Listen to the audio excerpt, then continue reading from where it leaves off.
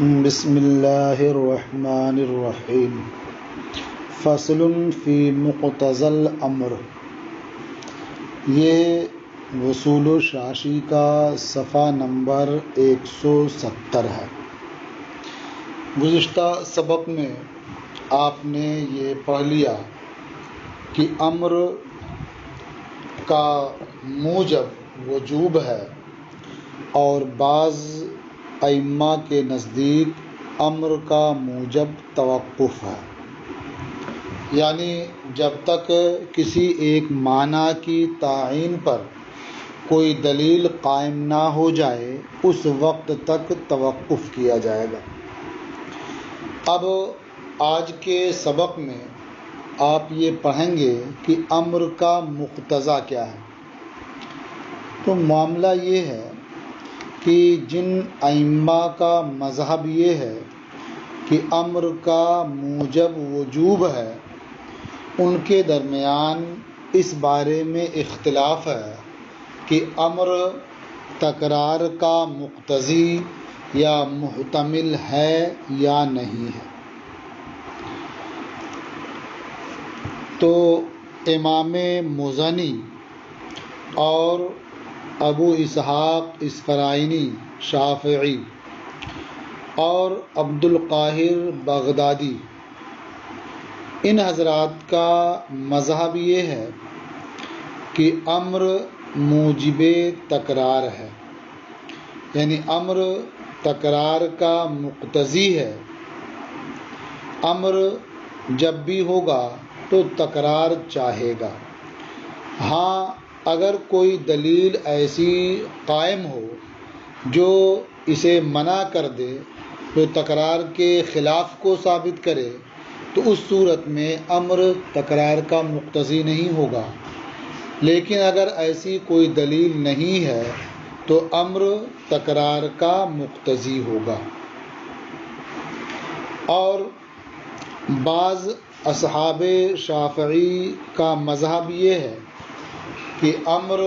موجب تکرار نہیں ہے لیکن محتمل تکرار ہے، یعنی امر میں تکرار کا احتمال رہتا ہے۔ اب یہ دو صورتیں ہو گئیں، ایک یہ ہے کہ امر موجب تکرار ہے اور دوسری صورت ہوئی امر محتمل تکرار ہے۔ تو موجب اور محتمل میں فرق کیا ہے؟ کہتے ہیں موجب یہ بغیر کسی قرینے کے ثابت ہوتا ہے، اور جو محتمل ہوتا ہے وہ بغیر قرینے کے ثابت نہیں ہوتا ہے۔ جو امر جس چیز کو واجب کرتا ہے وہ قرینہ ہو یا نہ ہو وہ چیز ثابت ہوگی، اور امر جس چیز کا احتمال رکھتا ہے تو بغیر قرینے کے وہ احتمال ثابت نہیں ہوگا۔ تو یہ دو مذہب ہو گیا، ایک تو یہ ہے کہ امر موجب تکرار ہے، اور دوسرا مذہب ہوا کہ امر محتمل تکرار ہے، موجب تکرار نہیں ہے۔ ہمارے بعض مشائخ نے فرمایا کہ امر مطلق نہ موجب تکرار ہے نہ محتمل تکرار ہے، لیکن جو امر معلق بشرط ہو یا جو امر مقید بالوصف ہو وہ شرط یا وصف کے تکرار سے مقرر ہوگا۔ مثلا اللہ تعالیٰ کا ارشاد ہے وَإِن كُنتُمْ جُنُبًا فَاتَّطَهَّرُوا۔ فَاتَّطَهَّرُوا یہ امر ہے لیکن ایک شرط کے ساتھ معلق ہے، ان کنتم جنبًا۔ تو امر جو مطلق ہو یہ نہ موجب تکرار ہوتا ہے نہ محتمل تکرار ہوتا ہے، لیکن یہاں ایک شرط کے ساتھ معلق ہے، تو جب جب یہ شرط پائی جائے گی تو جب جب وہ حکم پایا جائے گا، یعنی امر جب جب یہ شرط ہوگی جب جب امر لوٹ کر کے آ جائے گا، وہ امر متکرر ہوگا، دوبارہ آئے گا۔ یا جیسے اللہ تعالیٰ کا ارشاد ہے الزانیۃ والزانی فَجْلِدُوا كُلَّ وَاحِدٍ مِّنْهُمَا مِائَةَ جَلْدَةٍ، زانیہ اور زانی ان میں سے ہر ایک کو 100 کوڑے لگاؤ۔ تو فجلدو یہ امر ہے، لیکن یہ امر مقید ہے کہ وصف کے ساتھ، یعنی یہ کوڑا مارنا اسی کو ہوگا جو وصف زنا سے متصف ہوگا۔ تو جب جب زنا کا ثبوت ہوگا، جب جب کوڑا مارنا بھی ثابت ہوگا۔ تو بعض مشائخ کا یہ مذہب ہے کہ امر مطلق نہ تو موجب تکرار ہے نہ محتمل تکرار ہے، لیکن اگر وہ معلق بالشرط ہو یا مقید بالوصف ہو تو اس شرط یا وصف کے بار بار پائے جانے سے امر بار بار پایا جائے گا۔ لیکن ہمارے نزدیک جو مختار مذہب ہے وہ یہ ہے کہ امر نہ موجب تکرار ہے نہ محتمل تکرار ہے، خواہ امر مطلق ہو یا معلق بالشرط ہو یا مخصوص بالوصف ہو، یعنی ہر صورت میں امر نہ تو موجب تکرار ہے اور نہ محتمل تکرار ہے۔ ہاں اتنی بات ضرور ہے کہ امر بالفعل اقل جنس پر واقع ہوتا ہے اور کل جنس کا احتمال رکھتا ہے۔ اقل جنس پر واقع ہونے کا مطلب یہ ہے کہ وہ ادنا درجہ، وہ ادنا حصہ جس کی وجہ سے اس امر کو بجا لانے والا سمجھا جائے، اتنے پر یہ واقع ہوتا ہے،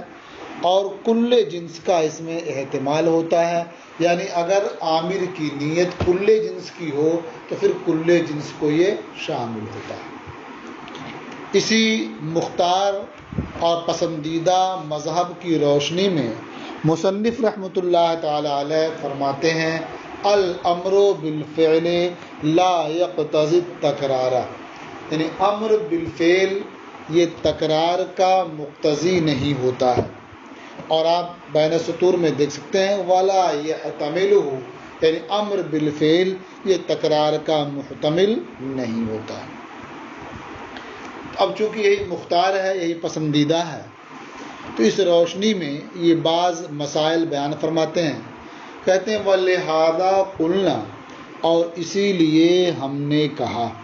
یعنی امر بالفعل نہ مقتضی تکرار ہے نہ محتمل تکرار ہے، اس لیے ہم نے کہا کہ اگر کسی مرد نے دوسرے سے کہا کہ تو میری بیوی کو طلاق دے دے، تو اس دوسرے شخص نے یعنی وکیل نے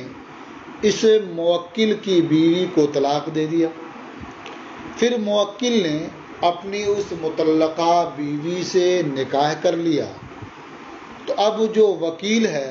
اسے اس بات کا اختیار نہیں ہوگا کہ امر اول کی وجہ سے دوبارہ اس کی بیوی کو طلاق دے دے، یعنی اگر وہ وکیل دوبارہ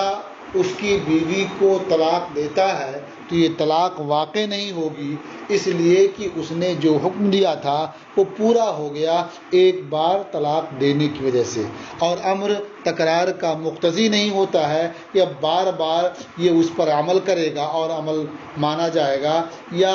اس کا محتمل بھی نہیں ہوتا ہے کہ اس میں اس کی گنجائش ہو اور یہ خود سے ایسا کر سکے۔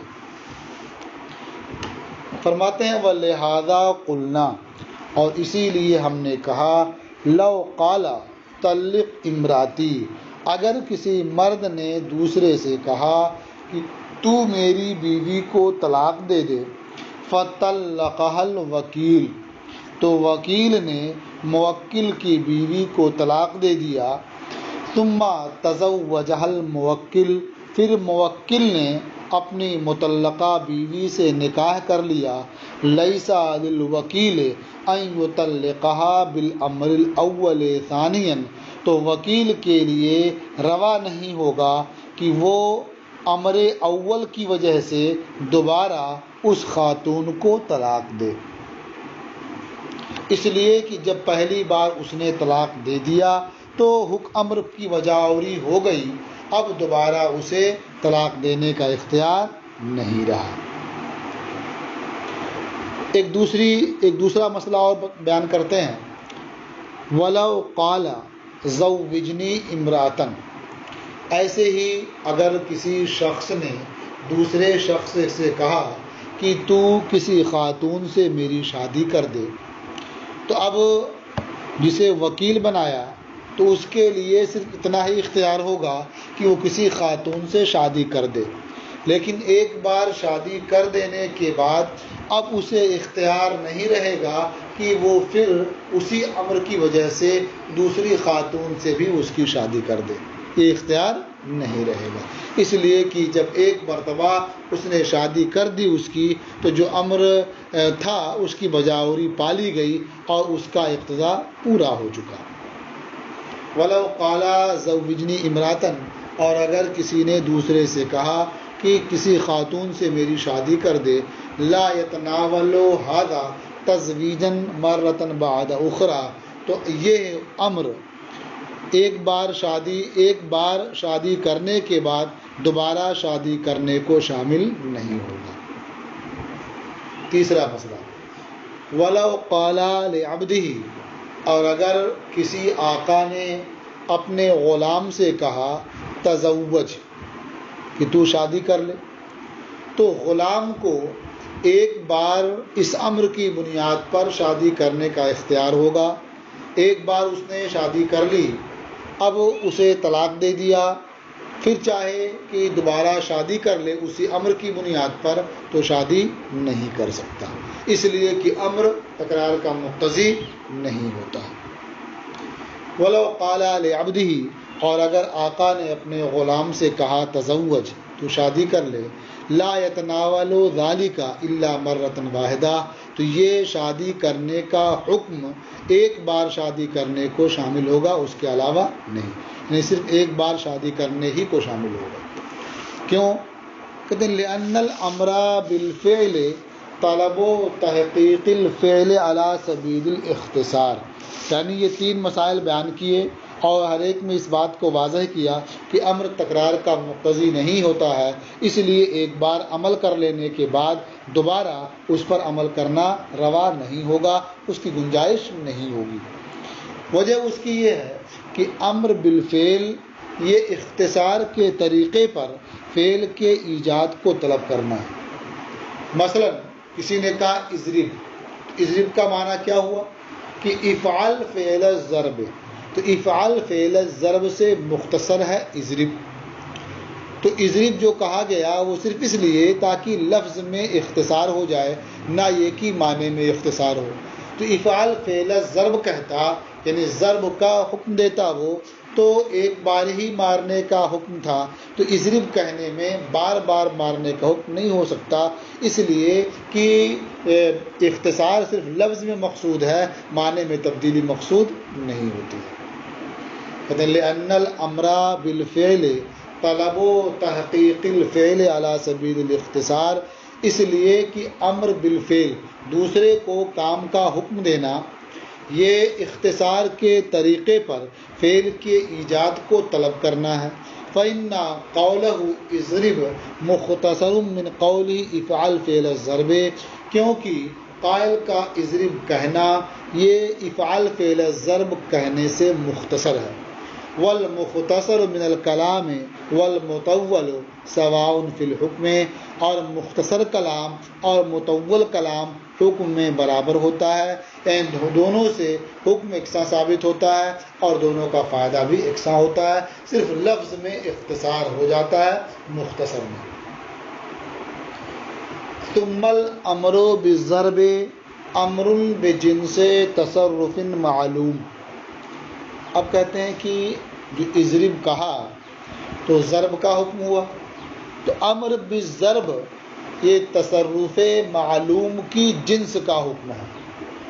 تصرف معلوم ہے، ضرب ایک معلوم تصرف ہے،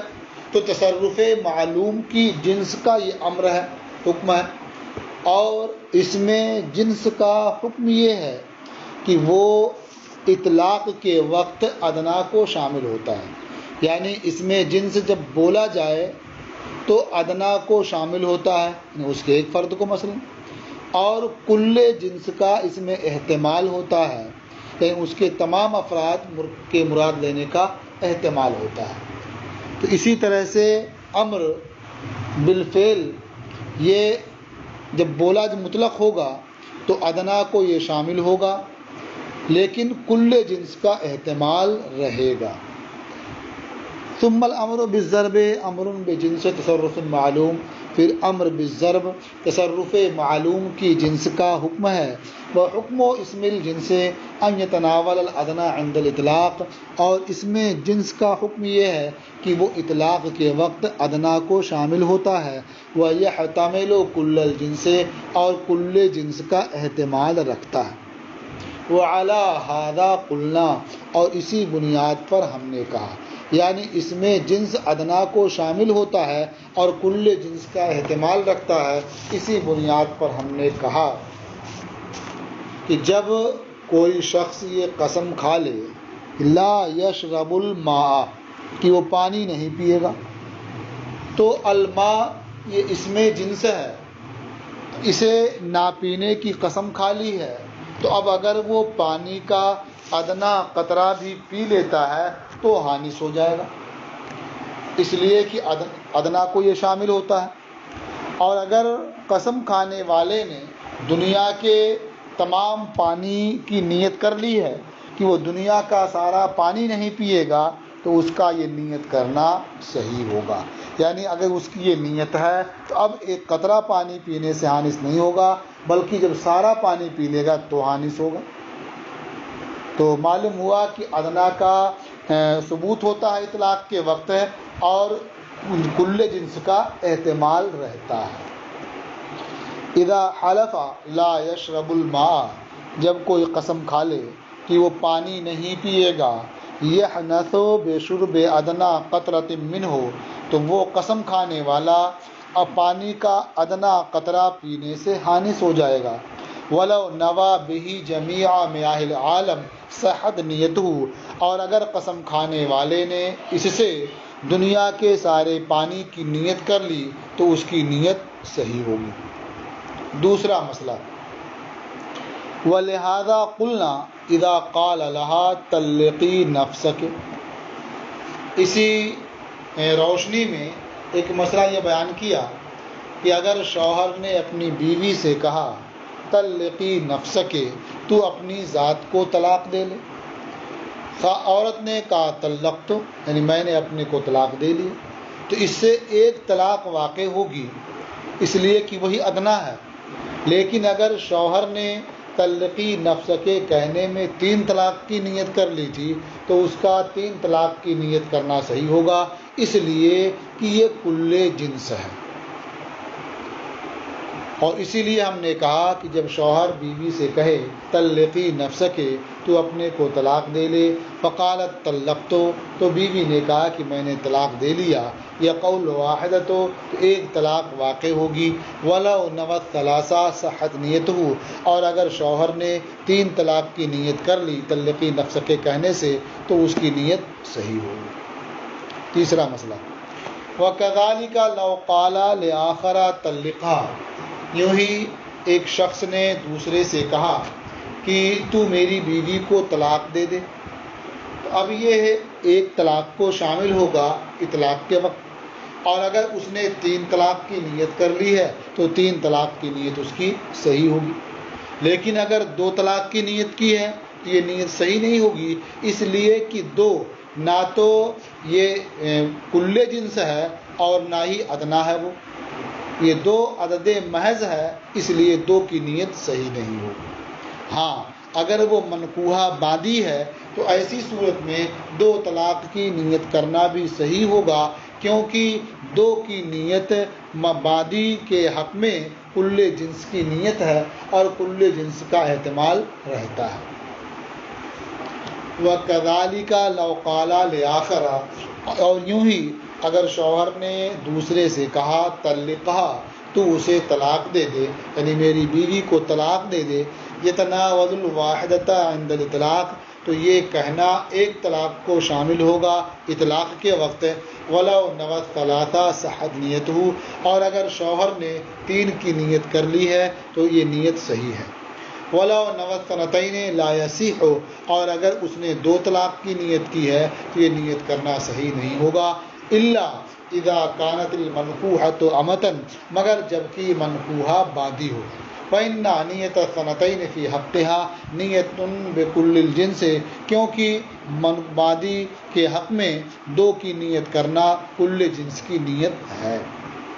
چوتھا مسئلہ، وَلَوْ قَالَ لِعَبْدِهِ تَزَوَّجْ، اور اگر آقا نے اپنے غلام سے کہا تزوج، تو شادی کر لے، تو یہ ایک عورت سے نکاح کرنے پر امر واقع ہوگا، اور اگر آقا نے 2 سے نکاح کرنے کی نیت کر لی ہے تو اس کی نیت صحیح ہوگی، اس لیے کہ 2